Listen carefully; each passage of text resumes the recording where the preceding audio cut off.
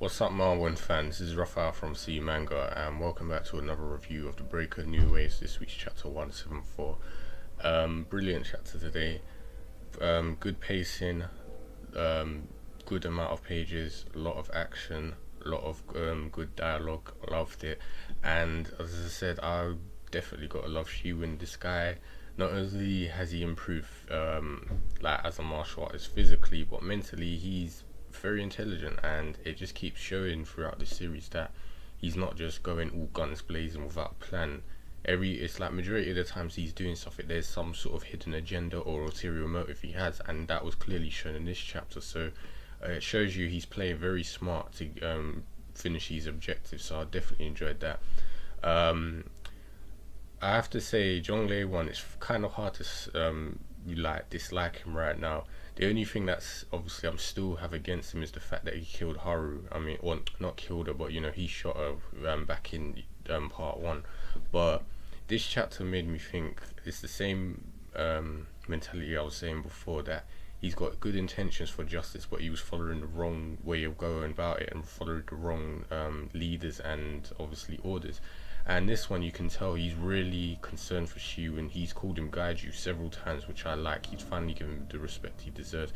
And he's obviously watching in the distance Shi-Woon struggling to fight the three captains, because he's becoming more exhausted as time goes along. And he was even thinking that so far to draw his gun, his firearm, but he knows that won't help the situation. So he's thinking, crap, what can I do? Am I forced to stand here and watch him fight this battle by himself until the end?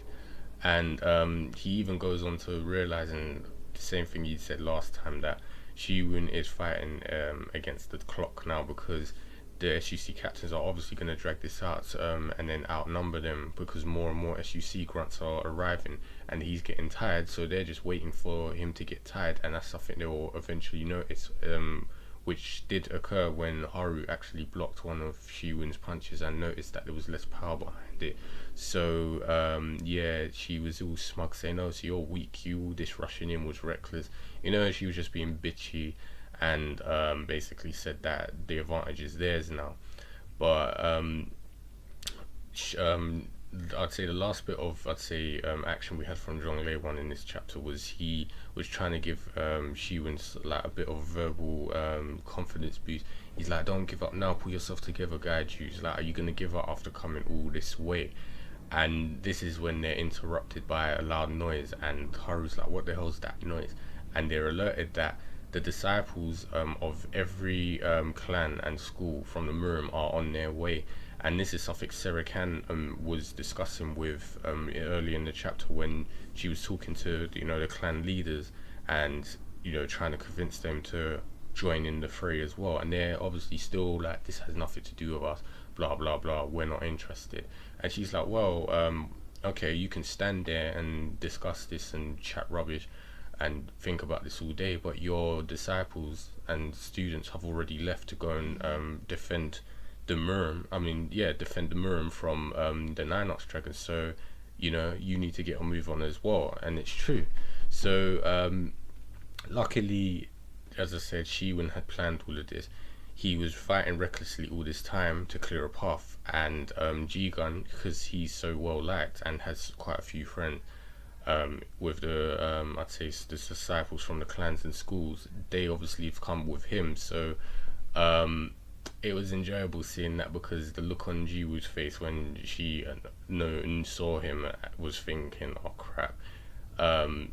She started to get emotional. Cool guy noticed this, and it was like, "You don't have to fight him, I'll go and deal with this, you can just leave." But as I said, it was one of those chapters. It was just enjoyable seeing how Shi-Woon is always thinking ahead. Even Jong-Jae-won was thinking, like, if he had had this planned all this time and he had reinforcements, why was he fighting so recklessly? And apparently he was doing that to clear a path, and he made it that much easier for all those disciples to arrive, because they could just literally follow the massive path that he's cleared through all the SUC grunts and catch up quite quickly. And luckily they got there in time, because obviously Haru was about to go in and try and kill Shi-Woon, but nope, Ji-gun arrived, and the rest of the disciples arrived. They're wiping out all the SUC grunts that are left on the way there. and everything's all looking great now. So hopefully Shi-Woon will be able to get up the hill maybe in the next few weeks, hopefully sooner, and we'll see a confrontation. Who he's gonna face up there first is up for debate. But as I said, I just love this chapter, and I'm looking forward to what's gonna happen in the next few chapters. It was really enjoyable seeing this. I'm glad you know, all the disciples from all clans and schools have bounded together.